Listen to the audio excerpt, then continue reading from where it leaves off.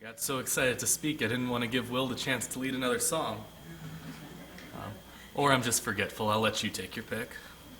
I'm going to apologize ahead of time. As the youth group can attest, I have a very scratchy throat this morning, so I'm probably going to be taking some pauses to take a drink, but hopefully we'll get through that. I think too often when we read through the Bible, we read it as a series of stories that are not connected. We look at stories like Daniel in the lion's den, and we think, that's a great story of Daniel and his faith in God, but we don't take into account all of the historical context that led up to that. We don't even take into account why Daniel is under the reign of Nebuchadnezzar at this point in the first place. Or another example, a common story that we tell, David and Goliath. Did I say David in the lion's den? I meant Daniel. I don't know which I said, but it's Daniel, and I know that. The story of David and Goliath, where we have this fight between, and David goes out and he shoots Goliath with the rock and the sling, and that's a great story, but we often neglect the context of why Israel and the Philistines are at war in the first place. So this morning I want to take a moment to look at the wider context of the Old Testament and look at something that I think we often neglect when we're studying it. In the class with the youth group this morning, we looked at the books of 2 Kings, 1 Chronicles, and 2 Chronicles. So basically, we studied most of the Old Testament at once. In fact, we studied everything from Adam up to the Babylonian captivity. So that's a lot to cram into a little period of time. But mainly, we looked at the book of 2 Kings. 2 Kings, as I mentioned, is one of the most historically dense books in the Old Testament, not counting books like 1st and 2nd Chronicles that are literally an overview of all of the history of Israel up to that point. There's a lot that happens in 2 Kings, and one of the most influential and most overlooked things that happens in 2 Kings is the nation of Israel gets conquered. Now, at this point, the nation of Israel wasn't the 12 tribes that we normally think of. Prior to this, Israel had split into two. The 10 northern tribes took on the name of Israel, and Judah and Benjamin took on the name Judah. And they were two separate kingdoms at this point because they had a disagreement of which leader to follow after Solomon had died. So when we talk about Israel being captured, specifically we're talking about the 10 northern tribes, the kingdom of Israel after the nation had divided. 2 Kings tells us about a period when these 10 tribes are taken captive by the Assyrian army, the Assyrian Empire, who conquers these tribes of Israel. And so I want to take this period this morning to look at the history behind this and what happens and see how we can apply this to our lives. And there's no better place to start than with why it happened in the first place. So we'll start by looking at the cause of the Israelite captivity. As was read for us in 2 Kings 17, verses 6 through 8, in the 9th year of Hoshea, the king of Assyria captured Samaria, and he carried the Israelites away to Assyria and placed them in Hala, and on the Habor, the river of Gozan, and the cities of the Medes. And this occurred because the people of Israel had sinned against the Lord their God, who had brought them up out of the land of Egypt, from under the hand of Pharaoh, king of Egypt, and had feared other gods and walked in the customs of the nations whom the Lord drove out before the people of Israel, and in the customs that the kings of Israel had practiced. The particular part of this I want to draw your attention to is this happened because the people of Israel had sinned against the Lord. The reason the Israelites were captured in the first place is because they abandoned God. They turned their back on God. They sinned against him. If you look through the Old Testament, you'll notice that that's a little bit of a recurring pattern. In fact, I think that might be an understatement. It is the main thing that happens in the entire Old Testament, is that the Israelites turn away from God.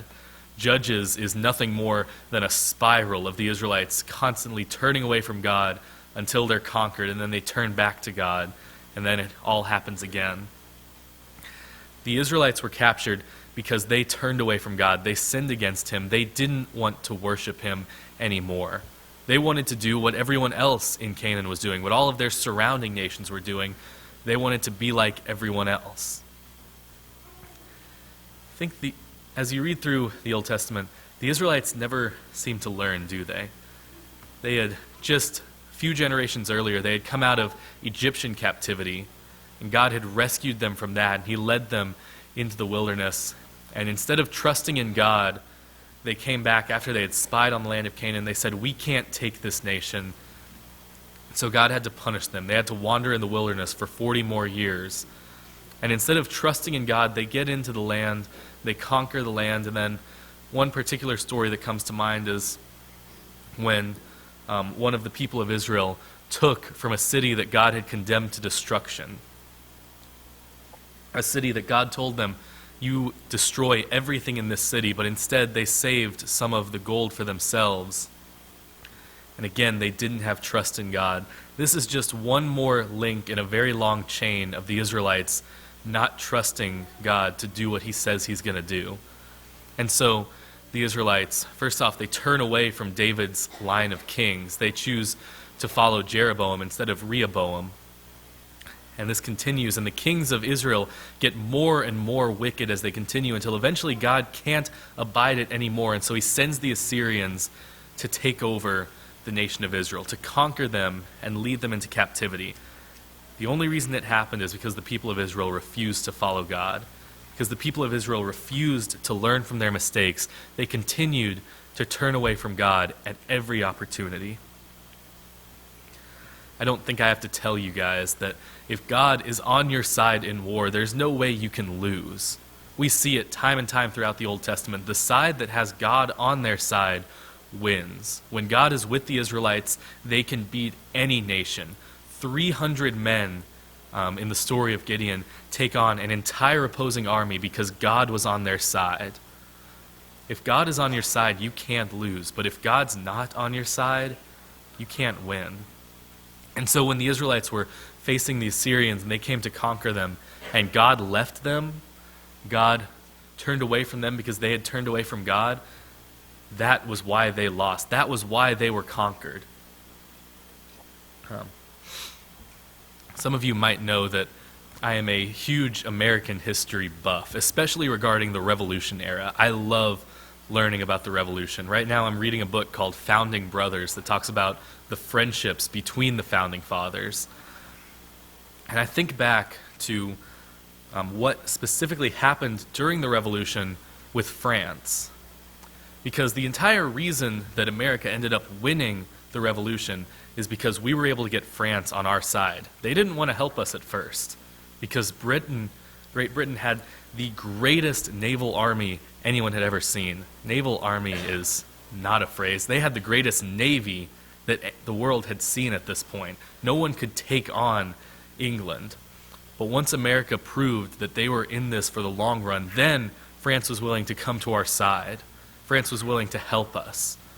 And once France was on our side, we were able to take the English army. We wouldn't have been able to beat them without France. And I say this as someone who strongly dislikes all of England. They would have taken us if we didn't have France. Now, I'm not implying that France is anything close to God in this scenario, but it's the same idea.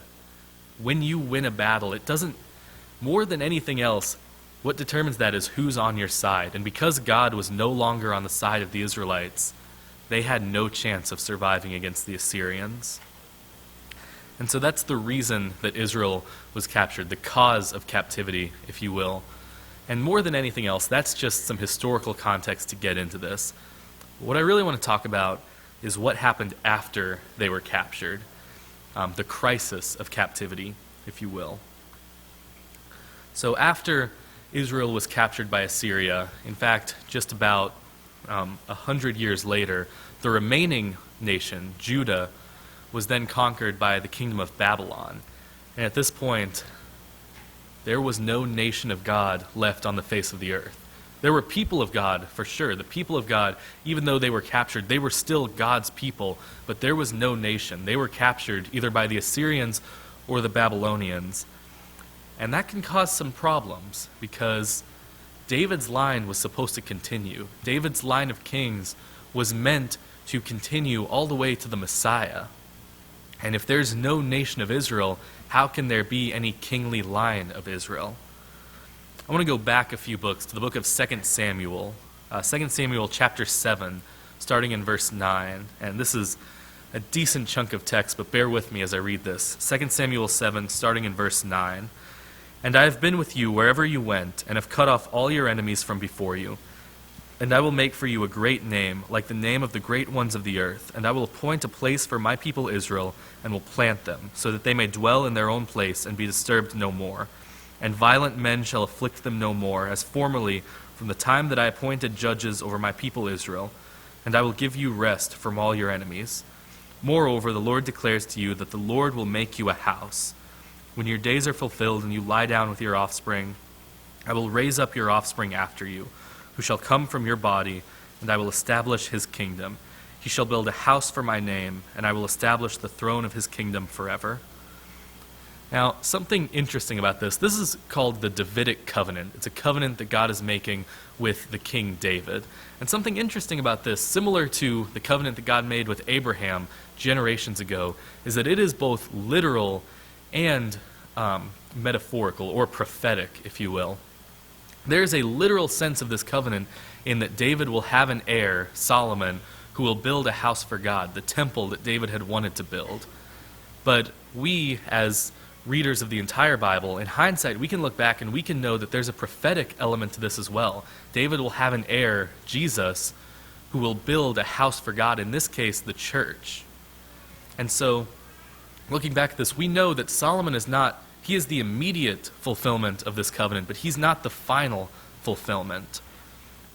But the people of Israel didn't know that. They didn't have the benefit of hindsight. They didn't realize that they would eventually be freed from captivity. In their mind, the captivity could have easily been the end of the Israelite nation. And that is going to cause a lot of issues. That's going to cause a lot of chaos among the Israelites. Many of them had resigned to the captivity. They'd given up on the idea of being God's people. They were now people of Assyria, or people of Babylon. There was a big problem with the Israelites because they didn't know how the people of Israel were going to continue. They didn't know how God's people were going to continue down the line of David. Now, again, we can look back. It's like, you guys are going to laugh at me when I say this. It's like when I used to watch Power Rangers growing up. That was the dumbest show, but I loved it because every episode was exactly the same. Rita Repulsa would send this alien monster to Earth to take on the Power Rangers, and they would fight it without turning into without morphing. The red guy would always scream, "It's morphin' time!" And then all of them would shout out their dinosaurs. Most of them weren't even dinosaurs. A mammoth isn't a dinosaur. I'm getting off topic. They would all morph, and they would fight the alien, and they couldn't beat him, and so they would get out their Zords, and then they would fight the alien, and they couldn't beat him, or they would be able to fight the alien would get stronger, and then they would combine them all into the Megazord and end up beating it, and you just wonder why they didn't turn into the Megazord from the start if that can beat every alien they fight. But the point of Power Rangers wasn't, the plot behind it. I wanted to watch the fighting. I liked the action, and I liked the bright colors. When I watched Power Rangers, I knew that the Power Rangers were eventually going to win. Because it's a kid's show. The villain can't win. Every episode, I knew that at the end of it, the Power Rangers were going to win and everything was going to be fine. No matter what they were fighting about, they were going to make amends. When we read this, we know that everything's going to be fine. We might not necessarily know how it's going to happen. If you're reading through this for the first time, there's a good chance you already know that the people of Israel are going to be fine. Jesus is eventually going to come. God is going to make sure that everything works out. But we don't know how. Just like whenever I would watch Power Rangers, I knew they were going to win. I just didn't know how all the time. Looking back, I don't know how I didn't know because it was always the same. But we knew that they were going to win. We know that God's going to win. We just have to wait and see how that happens. And so what I'm calling the crisis of captivity was this ambiguity regarding David's line. The Israelites didn't have the assurance that we have. They didn't know that God was going to end up winning. Remember, these Israelites have turned their back on God so many times at this point. Some of them might be tempted to believe that this was the last straw. This is the time that God finally abandons them and picks a new nation. Fortunately, we don't get that. We don't see God turning away from Israel for good. But instead, we see the last point that I want to talk about, what I'm calling the calm of captivity. Or, if you want a different C word, the comfort of captivity. Either one works.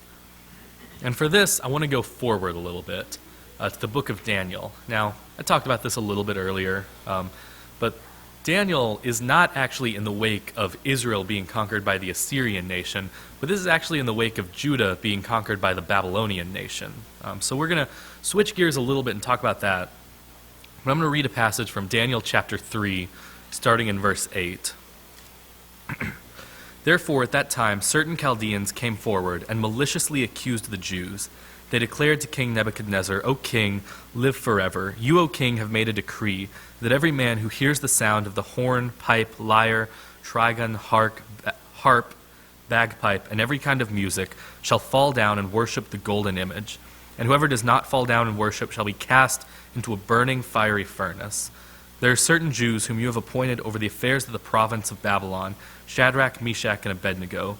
These men, O king, pay no attention to you. They do not serve your gods or worship the golden image that you have set up. These were men that had already proved that they could lead.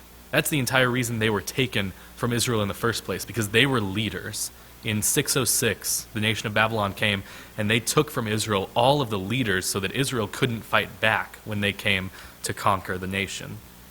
And so Shadrach, Meshach, and Abednego were natural-born leaders that Nebuchadnezzar had placed over certain affairs. And he had passed a decree. He had made a golden statue of himself, and he passed a decree that whenever you hear the band start playing, you bow down and worship that statue. Here's the problem. Commandment number 1. If it's in God's top 10, you know it's a big one. First commandment, you shall have no other gods before me. We can even take off that before me part, and it has the same meaning. You shall have no other gods. You worship no one except Jehovah God. And so for Shadrach, Meshach, and Abednego to bow down to this statue of Nebuchadnezzar, they would be turning their back on God. They would be abandoning him and worshiping an idol. And that wasn't okay with them. They might be in a new nation. They might be taken away from their home, but they were not going to turn their back on God. Even with everything else taken away from them, they refused to disobey God. You see, even in something like the captivity, even when all hope seems lost, they knew that they still needed to worship God. We often have an idea of faith as if it is conditional, as if we will worship God as long as God does good stuff for us. It's the same mentality that leads us to praying as if God's a vending machine. Our relationship with God, we think that it's supposed to be reciprocal. We worship God, and God makes sure we have a good life. There's a word for that. It's called the health and wealth gospel, and it's a lie. We worship God unconditionally, in spite of what he does for us. Even if God lets his nation be conquered by the people of Assyria or the people of Babylon, we still bow down to him. We still worship him, and we follow his commandments. It doesn't matter what happens to us. Our responsibility is to obey God. And Shadrach, Meshach, and Abednego, they knew that. I had a teacher who got tired of saying their full names, so he would just refer to them as SMA every time. So SMA, they understood that their job was to worship God no matter what else happened. They don't turn their back on God just because they've been conquered. And so I want to read a passage later in Daniel chapter 3, starting in verse 16, where the three of them are responding to the king's accusations. Shadrach, Meshach, and Abednego answered and said to the king, O Nebuchadnezzar, we have no need to answer you in this matter. If this be so, our God whom we serve is able to deliver us from the burning fiery furnace, and he will deliver us out of your hand, O king. But if not, be it known to you, O king, that we will not serve your gods or worship the golden image that you have set up. You know, Daniel gets a lot of fame in the book of Daniel for good reason. He's the titular character. He's the one who wrote it, and the last 6 chapters are just about him prophesying. But oftentimes, we don't take into account how amazing Shadrach, Meshach, and Abednego are in this book as well. I think they should get just as much fame as Daniel does, because they're looking Nebuchadnezzar in the eyes. This is a man that has the authority to put them to death, and they're saying, if God wants to protect us, then he will. We won't be killed by the furnace if that's God's will. But even if not, even if we die, we are going to worship God. We are not going to bow down to your statue. That's the kind of faith I want to have. That's the kind of faith I hope that we all have, that we know that if God wants to, he'll protect us. But even if he doesn't, we are not going to turn away from him. Wish I could remember the verse off the top of my head right now. Again, as any of the kids in the youth group can attest, I'm not great at remembering verses unless I have it written down. I can remember what it said, but I can't really remember where it is. But there's a verse where we're commanded to be faithful unto death. And that is the King James Version, be faithful unto death. And the New King James changes it a little bit. It's just a small change, just 2 letters, says be faithful until death. If you have the New King James, I believe that's Hebrews 2. Revelation 2:10. I need to always have a Mitchell with me. Revelation 2:10. Oh, I know what I was thinking of. Hebrews 2 is God made him a little lower than the angels. Don't ask why those are confused in my mind. You don't want to know what happens in my brain. Revelation 2:10. If you have the New King James, I want you to mark out the word until and write in the word unto, because those are 2 very different meanings. If you're commanded to be faithful until death, that means that you worship God when they beat you. You worship God when you're arrested. You worship God up until the point when your life is threatened, and then you're off the hook. As soon as your life is threatened, until death, you're faithful. But if you're faithful unto death, that means that you worship God even when your life is threatened. Until death, excuse me, until death means that there's nothing in your life that is more important than God. But unto death means that even your life isn't more important than God. That's the faith that Shadrach, Meshach, and Abednego had. And the reason they could have that faith is because they knew that God was still with them. The calm of captivity that we mention here, that is knowing that even if you're captured by another nation, or let's put it in terms we understand, even if you lose your job, even if you lose your loved ones, even if you lose everything, God is still with you. He will not abandon us. That is the calm of captivity.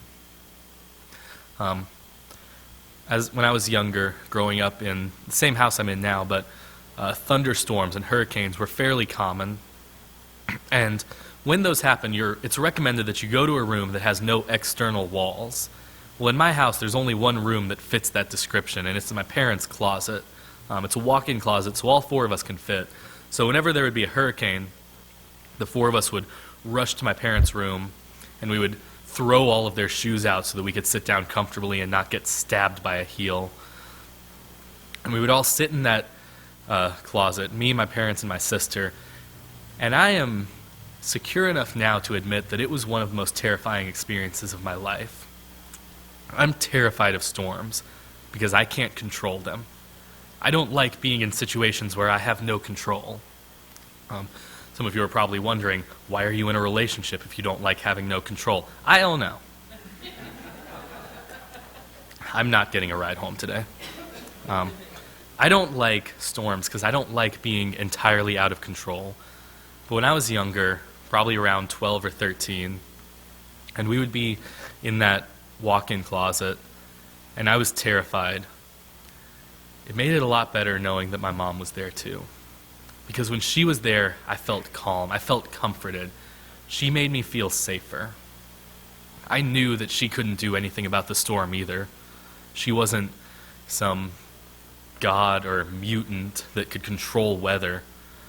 She was just my mom, and she made me feel safer. It's the same thing that happened with Shadrach, Meshach, Abednego. That's the same thing that happened with every faithful servant of God who went into captivity.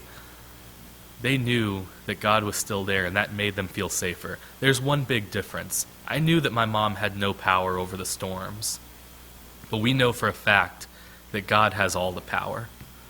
God can do anything, and so there's even more of a reason to feel safe when we know that He's with us. The comfort of captivity is that God hasn't abandoned us. One more story, and then I'll leave the lesson with you. There's a famous psychologist by the name of Harry Harlow. Some of you might be familiar with Harlow's monkeys.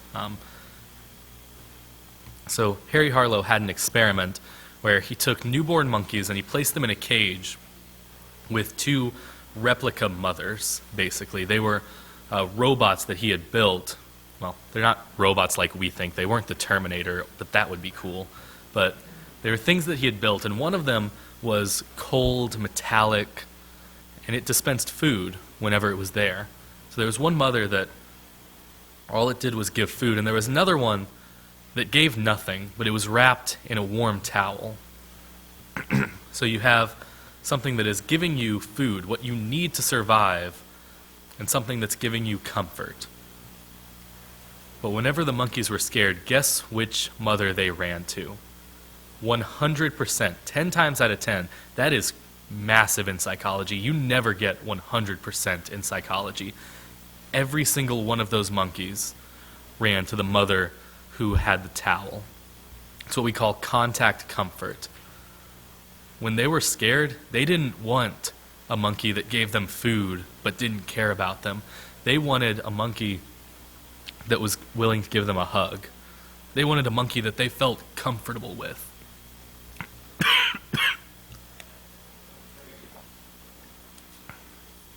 I've only got a little bit of water left, so I have to make it fast. They wanted a mother they felt safe with. Aren't we lucky that we have a God who fulfills both roles? A God who gives us everything that we need to survive, and at the same time makes us feel safe and comfortable. We have a God who, even when we're going through rough times, He is still there for us. And so, as we conclude this lesson, there's a question that's often called the historian's dilemma of how do we take history and apply it to our current lives without taking it out of context? And it's a big problem especially when you study the Old Testament, because the Old Testament is history. The New Testament is mainly letters that we can learn from, but the Old Testament is almost entirely books of history or books of prophecy that are still historical in nature. How do we take this historical lesson and apply it in a way that doesn't take it out of context?